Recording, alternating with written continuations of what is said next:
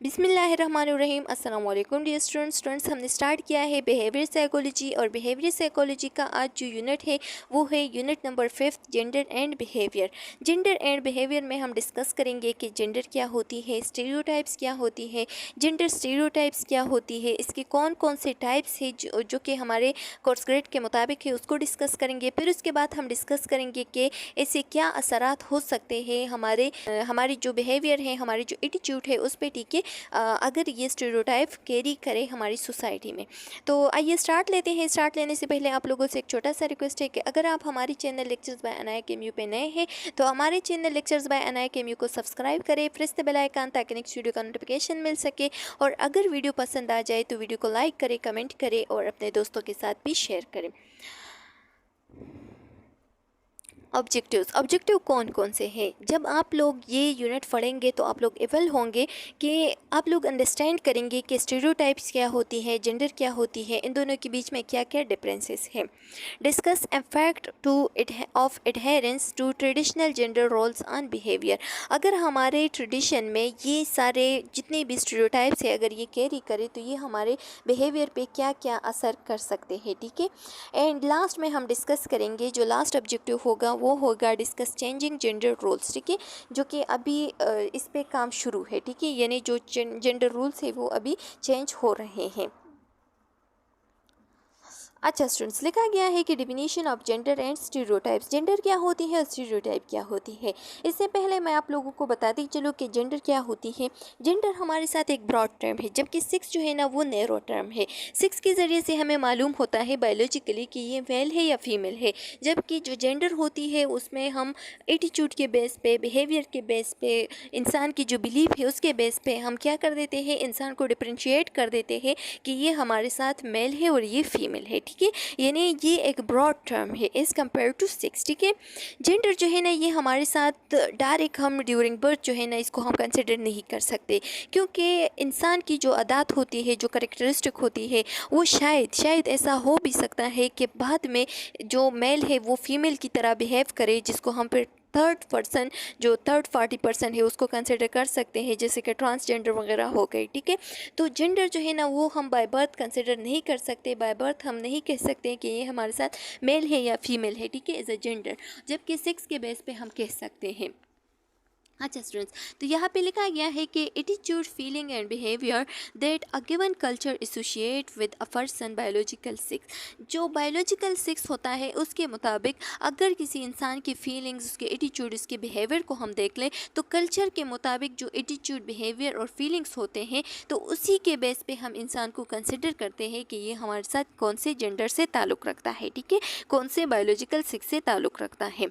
जबकि स्टीरियोटाइप क्या होती है? स्टीरियोटाइप जो है ना ये हमारे साथ एक बिलीफ होता है, एक बात होती है, एक थॉट होती है जो कि मे और मे नॉट बी ट्रू, ठीक है, ये ट्रू भी हो सकती है, फॉल्स भी हो सकती है, जो कि हम क्या करते हैं, जो कि हम किसी इंडिविजुअल से, किसी सोसाइटी से, किसी कल्चर से अडॉप्ट करते हैं, ठीक है। एक इंडिविजुअल किसी सोसाइटी से, किसी कल्चर से जो करेक्टरिस्टिक, जो ट्रेड्स अडॉप्ट करते हैं तो उसी चीज़ को हम स्टीरियोटाइप्स या दकियानूसी तसव्वुरात कहते हैं।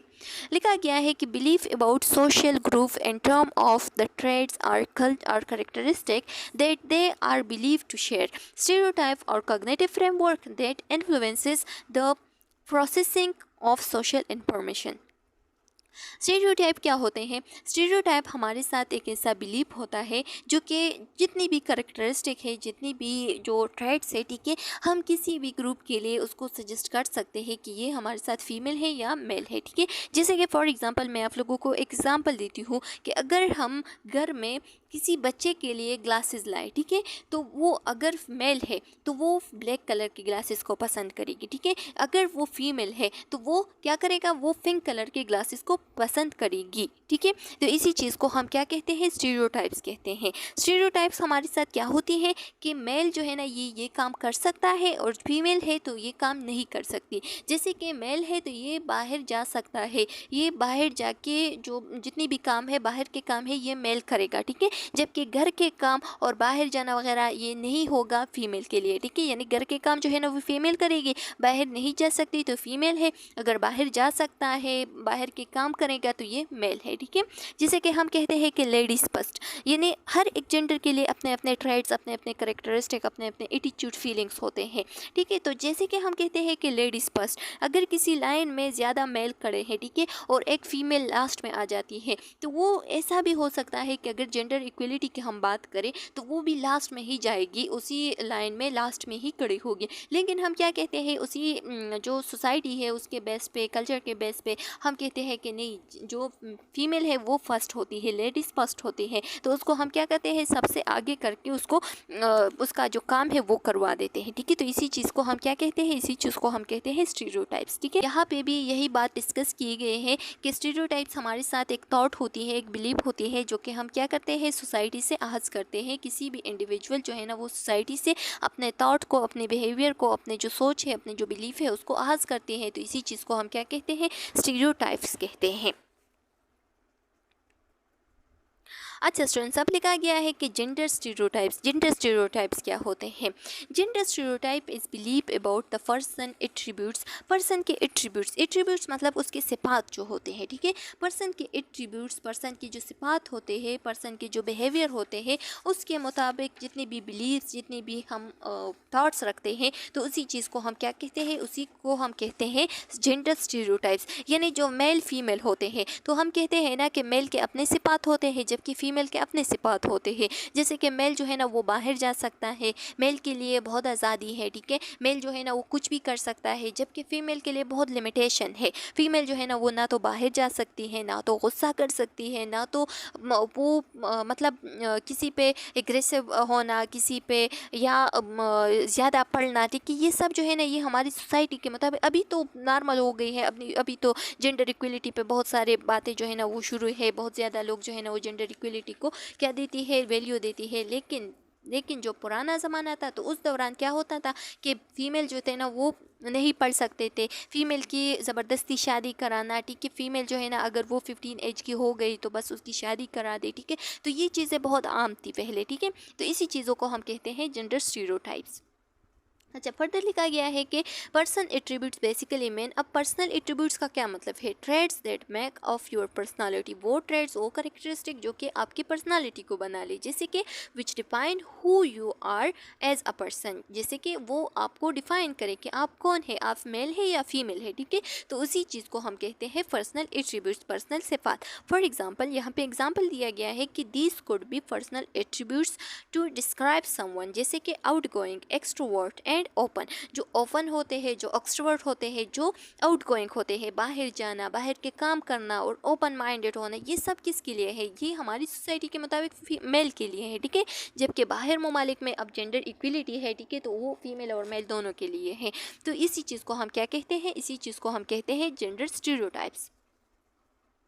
अच्छा, फर्दर लिखा गया है कि टाइप्स ऑफ जेंडर स्टीरियोटाइप्स में कि stereotypes related to gender differences are deeply ingrained culture believe, ठीक है। कि जितने भी स्टीरियोटाइप्स होते हैं तो ये हमारे साथ क्या है, stereotype relate to gender differences. Stereotype जो है ना ये हमें बताती है कि कितने डिफरेंसेस है जेंडर टू जेंडर, ठीक है। कि मेल के लिए क्या ट्रेड्स है, फीमेल के लिए क्या ट्रेड्स है, फीमेल के लिए क्या करेक्टरिस्टिक होना चाहिए, मेल का क्या करेक्टरिस्टिक होना चाहिए, ठीक है।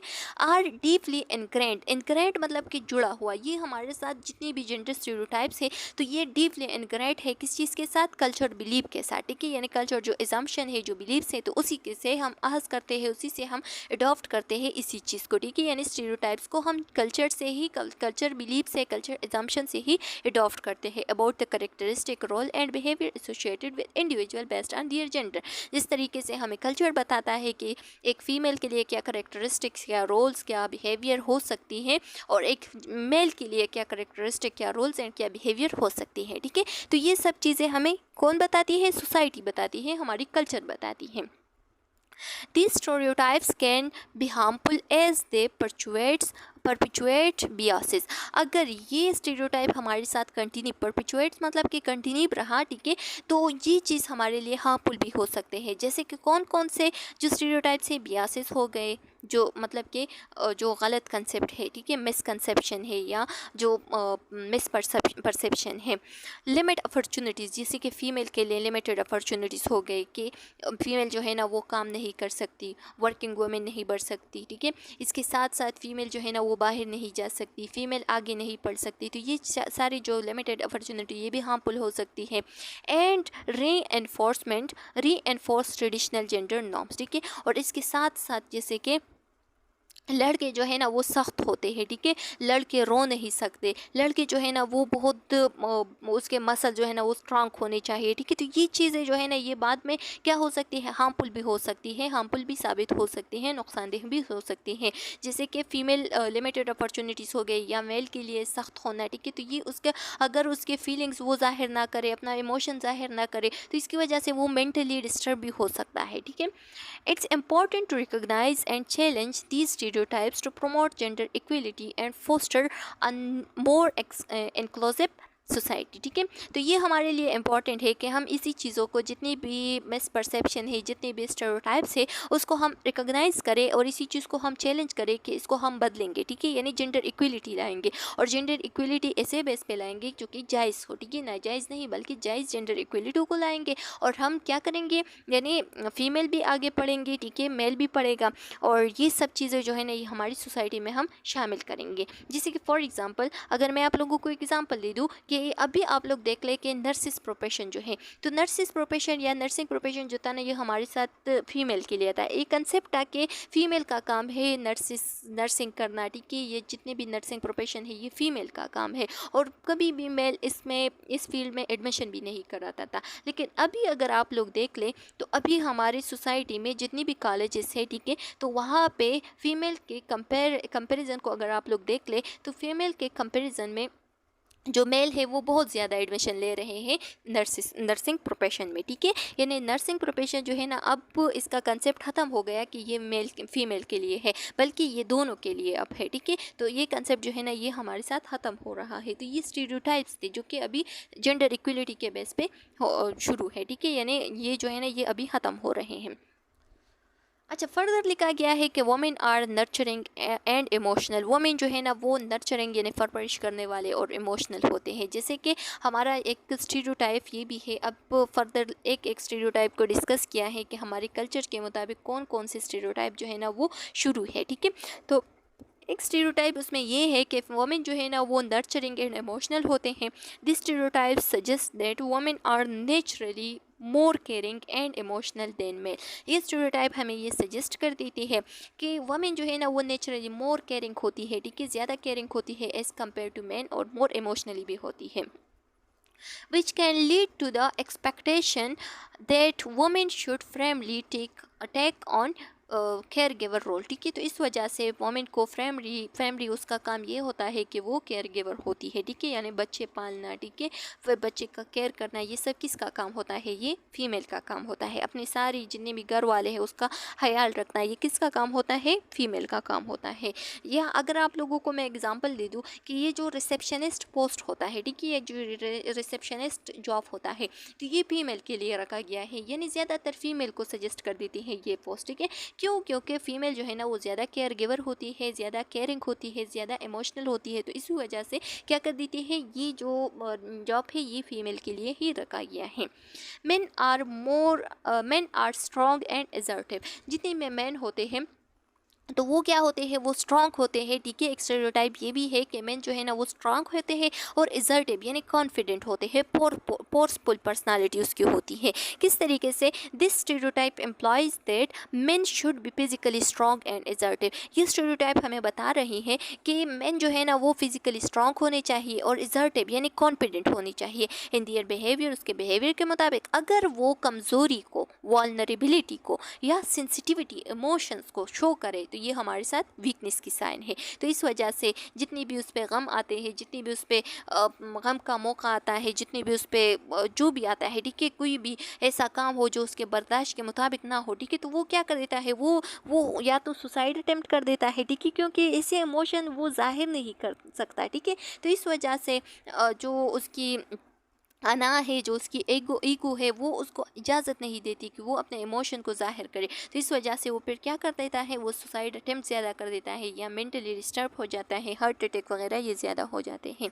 Women are bad at maths and science. एक स्टीरियोटाइप ये भी है कि वुमेन जो है ना वो साइंस और मैथ्स में बहुत कमज़ोर है, जबकि ये गलत है, ठीक है। क्यों गलत है? This stereotypes falsely suggest that women are less capable in science, technology, engineering and mathematics, ठीक है। तो ये स्टीरियोटाइप जो है ना ये हमारे साथ एक पाल्स परसेप्शन ले रहा है, ठीक है, या पाल्स परसेप्शन ला रहा है।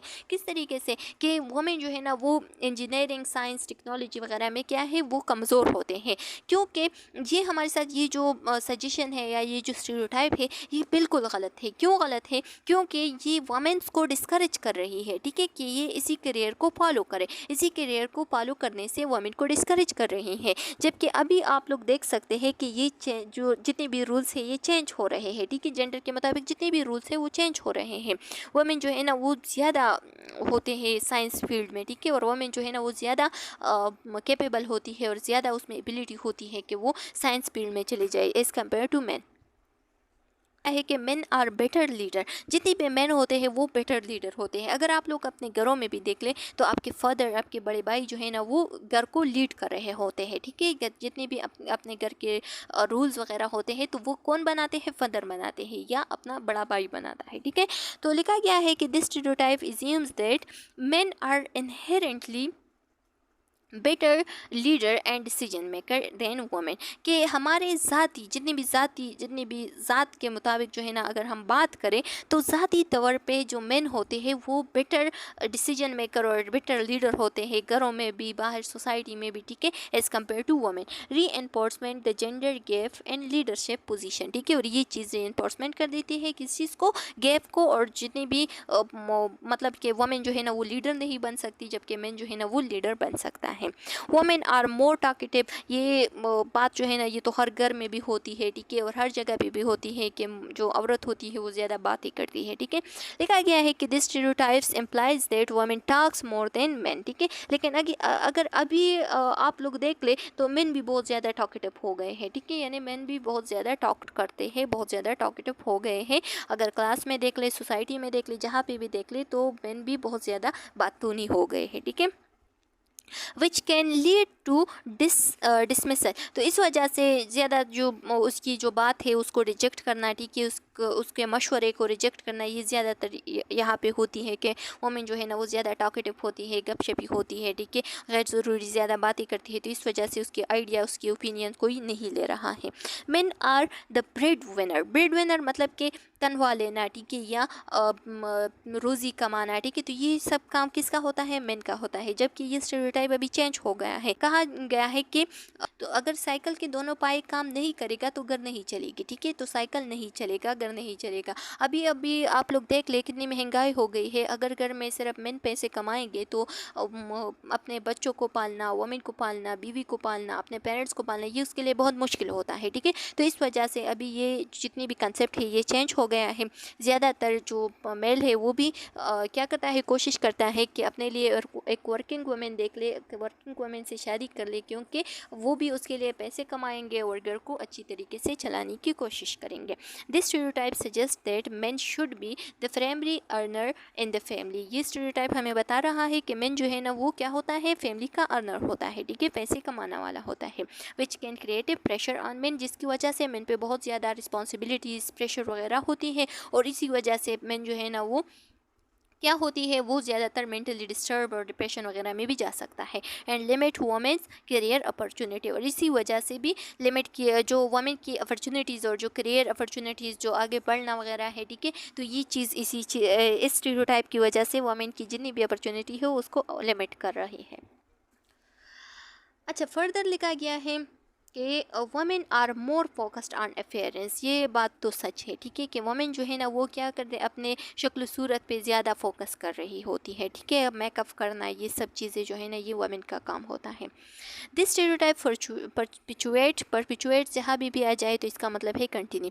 The idea that women should prioritise their physical appearance which can contribute the body image issues and objectification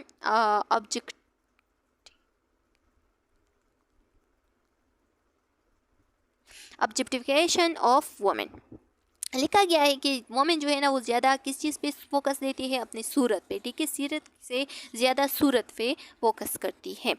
वो वोमेन कहती है कि पेट में कुछ हो या ना हो, लेकिन शक्ल जो है ना, जो अफेयरेंस है वो अच्छा दिखाना चाहिए, अच्छा होना चाहिए, ठीक है। तो इसी चीज़ में यही बता रहा है कि वोमेन जो है ना वो बहुत ज़्यादा फोकस कर देती है किस चीज़ पे, अपने बाहर फिजिकली अफेयरेंस पे, ठीक है।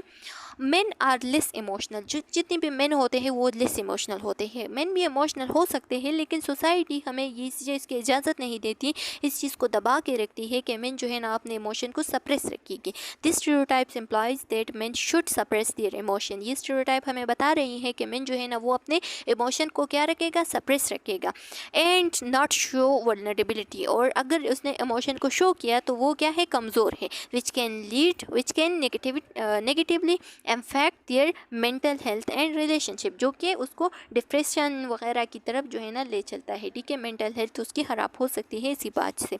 Women are submissive. वमेन जो है ना वो सबमिसिव यानी ओबीडियंट होती है। This stereotype promote the idea that women should be passive and defer to men in decision making, perpetuating unequal power dynamics. इसमें बता रहा है कि अगर वुमेन के लिए एक मेन जो है ना वो उसके लिए डिसीजन ले ले, ठीक है, या मेन जो है ना ये डिसाइड कर ले कि ये आगे नहीं पढ़ सकती, ये इसकी शादी करवा दो, ये सब, तो वो जो है ना वो ओबीडियंट होती है, वो उसी बात को मान लेती है। इस पॉइंट में बता रहा है कि वुमेन के लिए ज़्यादातर जो डिसीजन मेकिंग होता है या उसके लिए जो जितनी भी फैसले वगैरह करना होता है तो वो मेन करता है, ठीक है, हमारी सोसाइटी में। नेक्स्ट लास्ट वन जो है ना वो है मेन आर एग्रेसिव। मेन जो है ना वो एग्रेसिव होते हैं, एग्रेसिव इन नेचर होते हैं। This stereotypes assume that men are naturally more aggressive. Men जो है ना वो ज़्यादा गुस्सा करते हैं एंड फ्रंट टू वायलेंस, और बहुत ज़्यादा तशद्दुद के करीब होता है, ठीक है, कि किसी पे भी तशद्दुद कर सकता है। Which can contribute to harmful behaviour and attribute, जो कि हमारे साथ एक हार्मफुल एटीट्यूड और हार्मफुल बिहेवियर है, ठीक है, सोसाइटी के लिए हार्मफुल जाहिर हो सकता है। It's essential. अब लिखा गया है कि ये जितनी भी हमने पॉइंट्स पढ़े, ठीक है, it's essential to challenge these stereotypes by promoting this diversity, equality and inclusion both in personal beliefs and social norms, societal norms. कि ये जितने भी हमने स्टीरियोटाइप्स पढ़े, ठीक है, तो ये सारे स्टीरियोटाइप्स जो है ना ये हमारे लिए क्या है, ये हमारे लिए एक चैलेंज बन सकता है कि हम इसको क्या करेंगे, इसी चीज़ को हम प्रमोट करेंगे कि हमारे डाइवर्सिटी में इक्वलिटी आ जाए, डाइवर्सिटी आ जाए, इंक्लूजन आ जाए, किस चीज़ में, सोसाइटी में, ठीक है। और ये जितनी भी हार्मफुल बिलीव्स और नाम्स है, ठीक है, तो इसको बदलने की कोशिश करेंगे। Recognising that individual are unique and should not be जज are limited by their gender is crucial for creating a more equitable and accepting word, ठीक है। और इसी चीज़ को हम रिकॉग्नाइज करेंगे कि हर बंदा जो है ना वो अलग है, सबसे अलग है, सबसे यूनिक है, और अपनी तरीके से जैसा कि जीना चाहता है वो जी सकता है, ठीक है। किसी के लिए जेंडर लिमिटेशन वगैरह नहीं रखनी चाहिए। Education, awareness and open dialogues. जब हमारी सोसाइटी में एजुकेशन आ जाए, अवेयरनेस आ जाए और ओपन डायलॉग्स यानी बातचीत आ जाए, मेन को फीमेल से आज़ादी के साथ बातचीत वगैरह करना शुरू कर ले, ठीक है, तो तब हम इसी चीज़ को, इसी स्टीरियोटाइप्स को बदल सकते हैं, चेंज कर सकते हैं।